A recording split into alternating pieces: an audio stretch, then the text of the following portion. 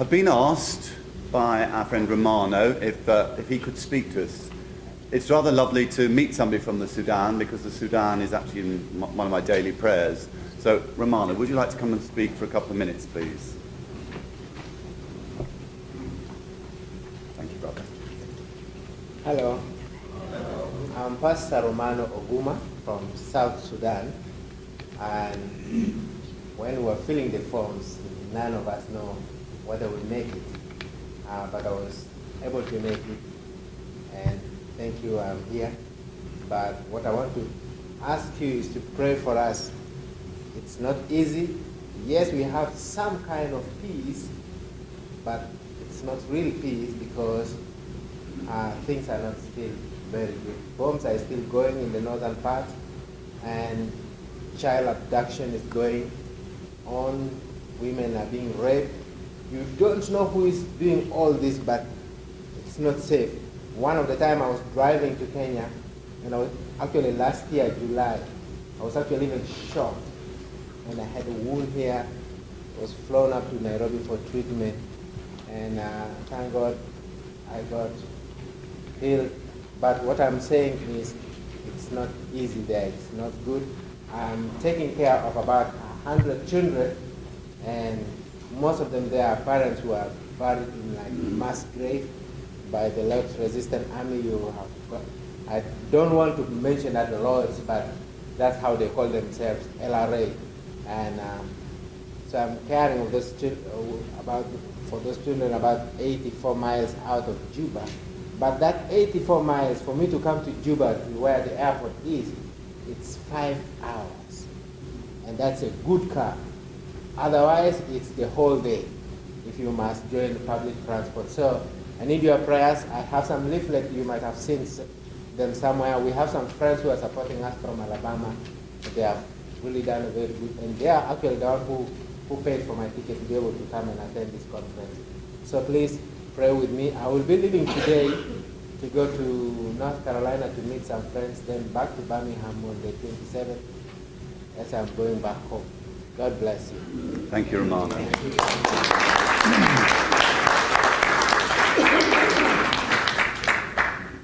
Louis and Howie would like to speak to us, please.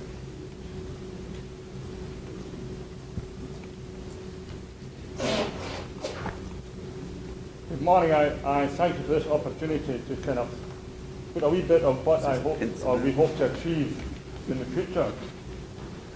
Every organisation that we work for has a plan, a 5-year plan or a 10-year plan. And I would like us to go into a 5-year plan for the association. And one of the things is, if we don't know where we've come from, we will not know where we're going. We'll get lost. We'll get lost like the folk in the desert many, many years ago. So on that aspect, I would like people to tell their stories, to give their stories to us, as we're coming up for our 50th anniversary, and we could maybe publish a book. And that would help other people to learn what we are all about, who we are, and where we are going. And I hope to do this in the smart way. Things shall be specific, things shall be measurable, they will be attainable. And let's be realistic about what we want and where we want to go, and they shall be timely. So by the end of 3 years, we'll then revise the 5-year plan and move on for another 5 years. So we'll keep looking, we'll keep reinventing, just like Chick-fil-A. They keep reinventing. So that's what we will keep doing. And it's your organisation. We rely on you. The board is here to serve you. And so if you want this organisation to move forward, you must then help us to do that. Thank you for your time. Thank you.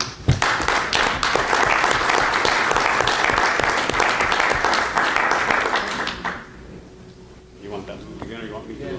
I can move over there. Okay. It's fine. First of all, thank you, Jonathan, and the present board for giving us an opportunity to stay a little bit. I can't recall that having happened before, so it's a pleasure to be able to share a little bit. I'll speak more loudly and more slowly. A couple of years ago, I was visiting a colleague of mine, took the opportunity to visit various chaplaincies, and we went to, one of the places we went to visit was JFK, and we were being toured around by John Devine. I think most of you probably know. Jim? Was it Jim? Jim Devine, yes, wonderful name. And at lunchtime we sat down, I can't even remember the rabbi's name, but we sat and had lunch with a rabbi. I think so, yes. And he told me this marvelous story of a woman from his community who traveled to Israel. And she was very well known and very well respected. And she took her dog along. And when they got to Tel Aviv, the baggage handlers got the dog out and realized the dog was dead. And so they looked at the baggage tag, realized who it was, very important, wealthy woman. What are we going to do? So they thought, you know, she's American. There's going to be all kinds of, there's going to be a lawsuit about this. It's going to cost a lot of money. Somebody's going to be in trouble.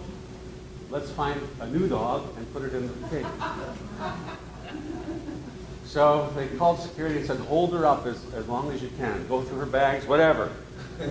So while this is going on, they called around all of the pet shops in Tel Aviv. We got a little dog called Fluffy, and he's this size, and this size, this color. And they found a dog. So they put the dog in the cage. And this woman came finally to collect her dog, and she looked at it and said, it's not my dog. And you know, I have a dog, and you would recognize your dog immediately, wouldn't you? And they said, no, it's your dog, it's your dog. And, you know, don't worry about it. He's a little bit different because, you know, altitude and time. She said, no, it's not my dog. I said, no, look, I mean, you know, look his color, Fluffy. You see? He said, it's your dog, take your dog. She said, no, it's really not my dog. I said, how do you know it's not your dog? She said, my dog's dead. I brought him here to bury it.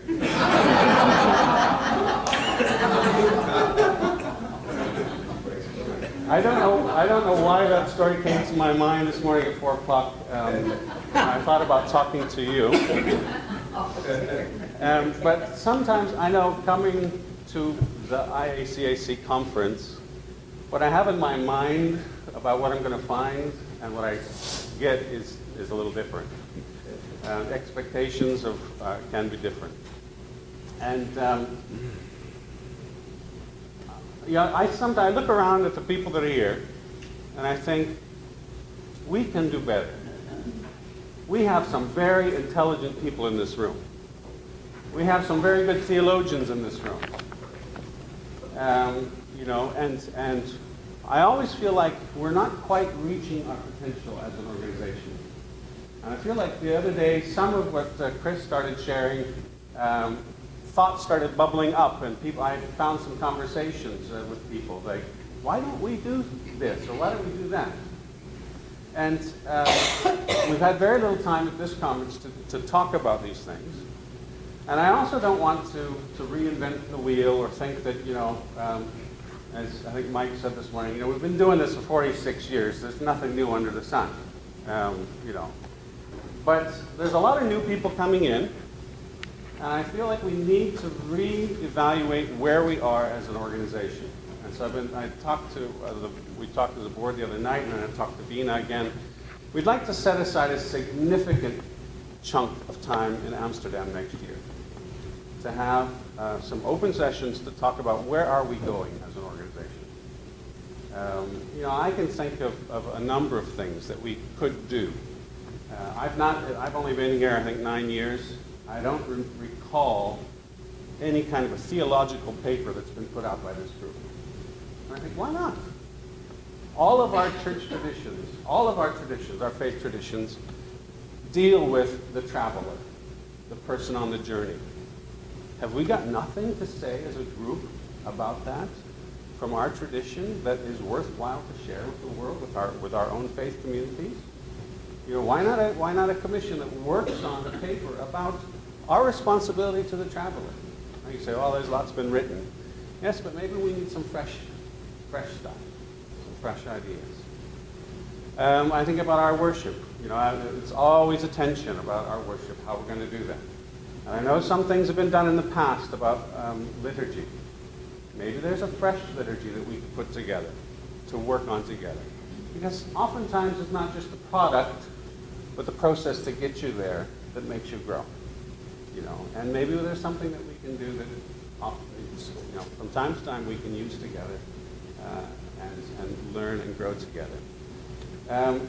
We tend to be reactive in receiving new chaplains rather than proactive.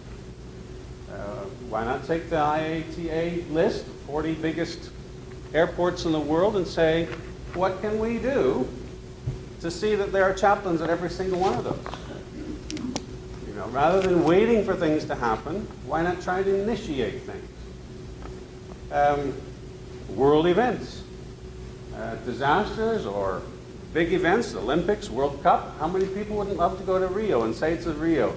You can have a lot of passengers coming through here.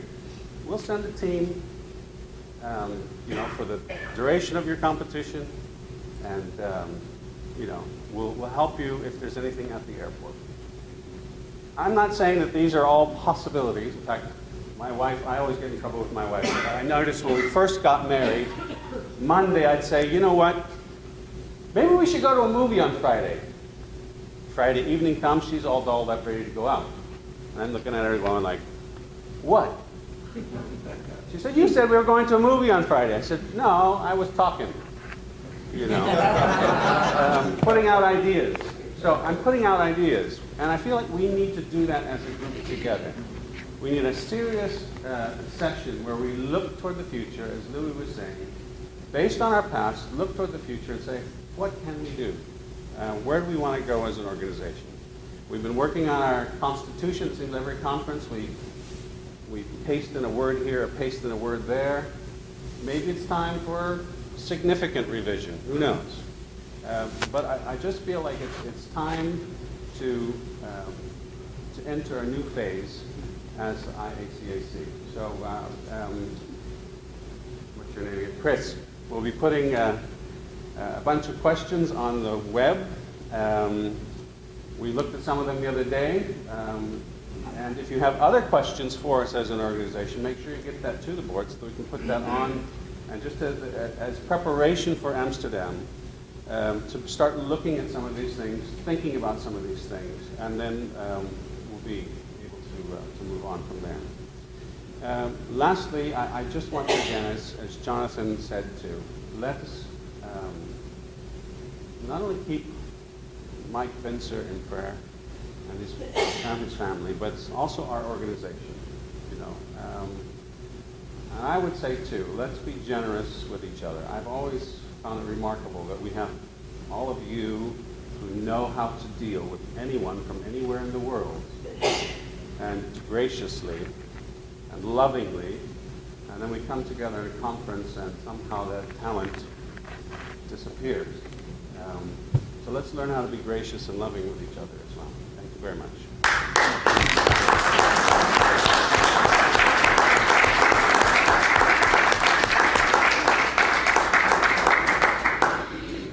Well, I'm blown away, really. I think that was absolutely wonderful, and it's really exciting to think that the new board is going to strive forward. Thank you very much for your thoughts and your visions, and I'm sure we're all behind you.